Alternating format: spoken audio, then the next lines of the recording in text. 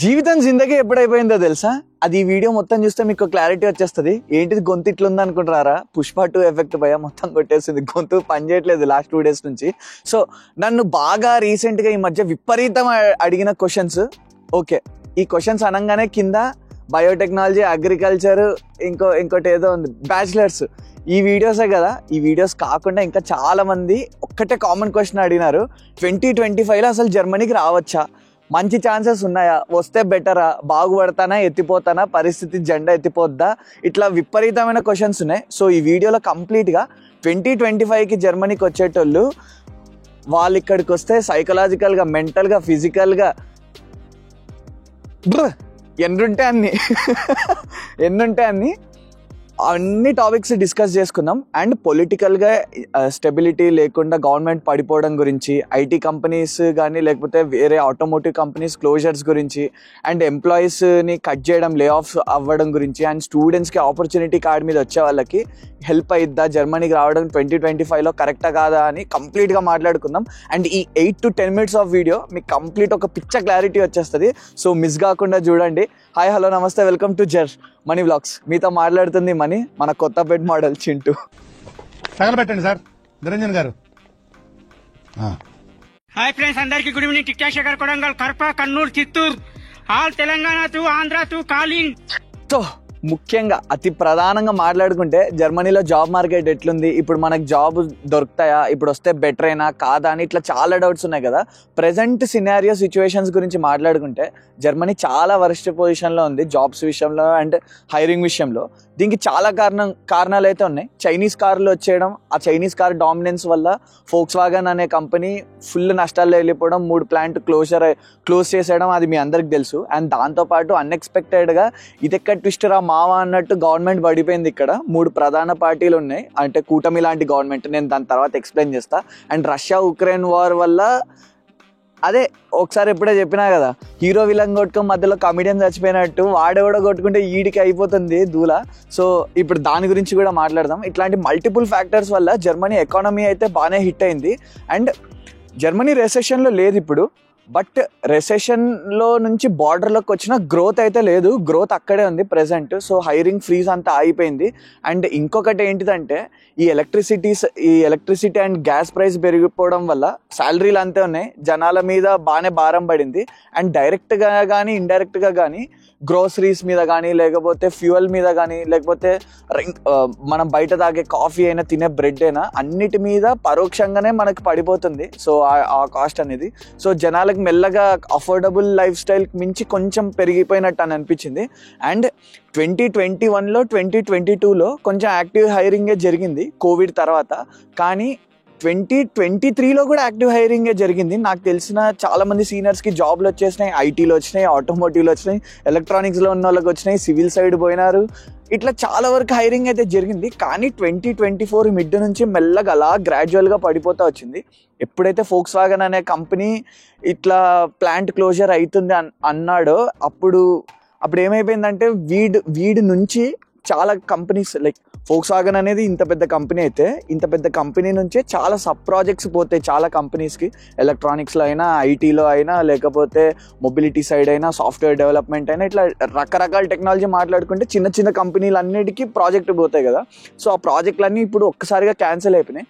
Cancel అయిపోవడం వల్ల చిన్న కంపెనీలకు కూడా బడ్జెట్ ఇష్యూస్ వచ్చినాయి, వీళ్ళు కూడా హైరింగ్ ఫ్రీజ్లో చేసేసినారు. సో ఒక్క ఫోక్స్ వాగన్ కంపెనీకి పడిన దెబ్బ వీళ్ళందరికీ పడినట్టే.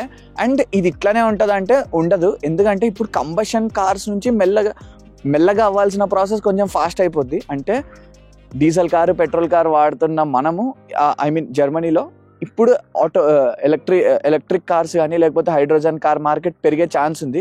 ఇప్పుడు ప్రెసెంట్ ట్రాన్సిషన్ ఫేస్లో ఉంది జర్మనీ. అండ్ ఇదే ఐటీ కంపెనీలకు వర్తిస్తుందా అంటే, ఐటీ కంపెనీస్ అయితే నాకు తెలిసినంత వరకు అంత హ్యూజ్ ఎఫెక్ట్ అయితే చూడలేదు. ఐటీ కంపెనీస్లో ఇంకా మంచిగానే హైరింగ్ అవుతా ఉంది, కానీ ఆటోమోటివ్లో కూడా హైరింగ్ అవుతుంది.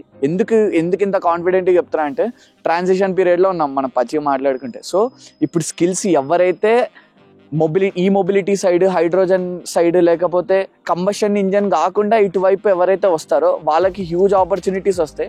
అండ్ మ్యానుఫ్యాక్చరింగ్ ప్లాంట్ క్లోజ్ కావడం వల్ల కేవలం ఆ లో లెవెల్ వర్కర్స్ వాళ్ళే ఇబ్బంది పడతారు. R&D అంటే మాస్టర్స్కి చదువుకోవడానికి ఎవరు వస్తున్నా వాళ్ళని R&D, research and development engineers అంటారు. సో ఈ R&D పొజిషన్స్ ఎప్పుడు బాగానే ఉంటాయి. ఇప్పుడు రీసెర్చ్ ఇంకా పెరుగుతుంది కాబట్టి పొజిషన్స్ పడే ఛాన్స్ ఉంది. కాకపోతే 2025 అక్టోబర్ నుంచి అలా ఇంకా పరిస్థితి బాగా అవుతుంది అని అంటున్నారు, అది చూడాలి. అండ్ ఇప్పుడు పొలిటికల్ పార్టీస్ గురించి మాట్లాడితే జర్మనీ మెయిన్గా 3 పార్టీస్ మీద అయితే ఫామ్ అయింది. ఒకటి SDP, ఇంకోటి FDP, ఇంకొకటి ద గ్రీన్స్ అని. ఈ 3 పార్టీలు కూటమి లాంటిది. అంటే మన జనసేన లేకపోతే TDP అండ్ BJP కలిసి ఎట్లా పార్టిసిపేట్ చేసినారో వీళ్ళు ముగ్గురు కూడా ఇట్లనే చేసి గెలిచినారు. అండ్ ఈ SDP అనే పార్టీలో ఉండే ఛాన్సలర్ ఓలఫ్ షాల్జ్ అని, ఆయన ఫైనాన్స్ మినిస్టర్ని పీకేసినారు FDP పార్టీ నుంచి. అండ్ అది తీసేయడం వల్ల గవర్నమెంట్లో చాలా అంటే ఇంటర్నల్గా చాలా ఎఫెక్ట్ అయిపోయి మొత్తానికి 3 ముక్కలు అయిపోయినారు. అండ్ మళ్ళీ ఫిబ్రవరి 2025లో మళ్ళీ ఎలక్షన్స్ చేస్తారని అంటున్నారు. చూడాలి అప్పుడు ఏ పార్టీ గెలుస్తుందో లేకపోతే వీళ్ళే మళ్ళీ కలుసుకుంటారో ఆ క్లారిటీ ఇంకా లేదు. బడ్జెట్ ఇష్యూస్ వల్ల ఛాన్సలర్ ఈ ఫైనాన్స్ మినిస్టర్ని పీకేసినాడు అని అంటున్నారు. అండ్ చూడాలి, బికాస్ వీళ్ళ ముగ్గురు కలిసి ఉన్నప్పుడు స్కిల్ ఇమిగ్రేషన్ యాక్ట్ లైక్ అక్కడ నుంచి జనాల్ని ఇక్కడికి తీసుకొచ్చి స్కిల్డ్ వర్కర్స్ని తీసుకురావడం, లేకపోతే PRలో కానీ లేకపోతే ఇమిగ్రేషన్ రూల్స్ కానీ ఇవన్నీ చాలా ఎఫెక్ట్స్ అయితే తీసుకొచ్చినారు. అంటే లైక్ మంచి డెవలప్మెంటే జరిగింది. బట్ ఫిబ్రవరి తర్వాత తెలుస్తుంది. సో గవర్నమెంట్ కొంచెం స్టెబిలైజ్ అయితే పరిస్థితులు కొంచెం మారుతాయని అంటున్నారు. బట్ అది ఇంకా క్లారిటీ లేదు. అండ్ ఇంకొక సంగతి మాట్లాడుకుంటే ఇందాక చెప్పినా కదా లైఫే జిందగీ అయిపోయిందని.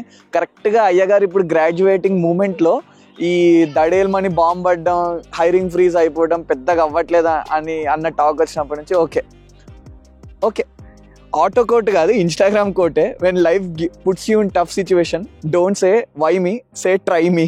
సో ఈ కోటి ఫాలో అయిపోతున్నా ప్రస్తుతానికి. బట్ చూద్దాం.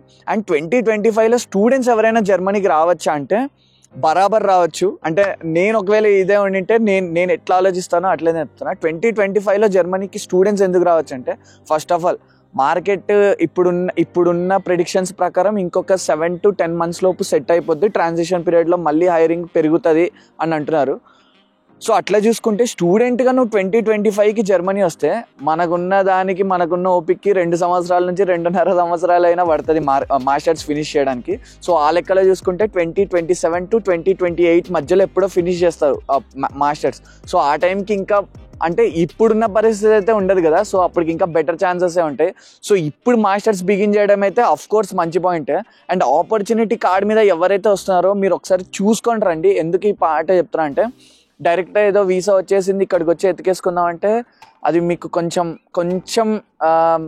డబ్బులు వేస్తే ఒక రకంగా. ఎందుకంటే మీరు వచ్చే ముందు ఏం కంపెనీలు టార్గెట్ చేస్తున్నారు, అసలు మీ స్పెసిఫిక్ టార్గెట్ ఏంటిది, మీరు టార్గెట్ పెట్టిన జాబ్కి ఏం స్కిల్ అడుగుతున్నారు, ఆ కంపెనీ ఎంతవరకు యాక్టివ్ హైరింగ్ చేస్తుంది, మీకు ఎవరైనా జర్మనీలో తెలిసిన వాళ్ళు ఉన్నారా, మీకు తెలిసిన వాళ్ళు మీకు రిలేటెడ్ ఫీల్డ్లో వర్క్ చేస్తుంటే వాళ్ళు మీకు ఏమైనా రెఫరెన్స్ ఇవ్వగలుగుతారా, ఇవన్నీ కనుక్కోండి. ఎందుకంటే ప్రజెంట్ హైరింగ్ ఫ్రీజే కాదు, లే ఆఫ్స్ కూడా చాలా కంపెనీస్ అనౌన్స్ చేసేసినాయి. ఫోక్స్వాగన్ చేసింది, జీమెన్స్ చేసింది, బాష్ చేసింది, ఇంకా కొన్ని చిన్న కంపెనీలు చేస్తున్నాయి. అంటే నాకు తెలిసిన కొన్ని కంపెనీలు అయితే చేస్తున్నాయి. సో అదొకటి ఉంది. సో అన్నీ కనుక్కొని రావడం అయితే బెస్ట్, లైక్ వర్క్ వీసా మీద వచ్చేవాళ్ళు. బట్ బెటర్ ఏ టైం అంటే మేబీ సెప్టెంబర్ అక్టోబర్ టైంకి ల్యాండ్ అయితే బెటర్ ఏమో అని నా ఫీలింగ్. బట్ మీరు వచ్చేటప్పుడు మీ స్కిల్స్ బట్టి మీ ఫీల్డ్ బట్టి చూసుకొని రండి అనేది సజెస్ట్ చేస్తా. అండ్ జర్మనీకి ఎవరైతే స్టూడెంట్స్ రావాలనుకుంటున్నారో నేను వాళ్ళ కోసం ఒక ఈబుక్ అయితే తయారు చేసిన. ఈ ఈబుక్లో కంప్లీట్ ఇన్ఫర్మేషన్ ఉంటుంది. సో జర్మనీకి రావాల్సిన బేసిక్ ఇన్ఫర్మేషన్ అంతా దీంట్లో యాడ్ అయ్యి ఉంటుంది. అండ్ మీకు నెక్స్ట్ న్యూస్ లెటర్స్ ద్వారా లైక్ ప్యాకింగ్ లిస్ట్ కానీ లేకపోతే ఇంపార్టెంట్ రూల్స్ గురించి కానీ అవన్నీ ఈమెయిల్లో సెండ్ చేస్తా. సో ఎవరైనా ఇంకా ఈ బుక్ డౌన్లోడ్ చేసుకోకపోతే ఖచ్చితంగా డౌన్లోడ్ చేసుకోండి. మీకు ఏదైనా క్వశ్చన్స్ ఉంటే కింద కామెంట్ బాక్స్ ఉంటుంది కదా, హిట్ హిమ్ హార్డ్ ఐసే. అండ్ జర్మనీ గురించి ఇంకా చాలా మాట్లాడేసుకుందాం. వీడియో నచ్చితే లైక్ చేయండి, షేర్ చేయండి. ఇంకేం మరి వెళ్ళొస్తా, బాయ్.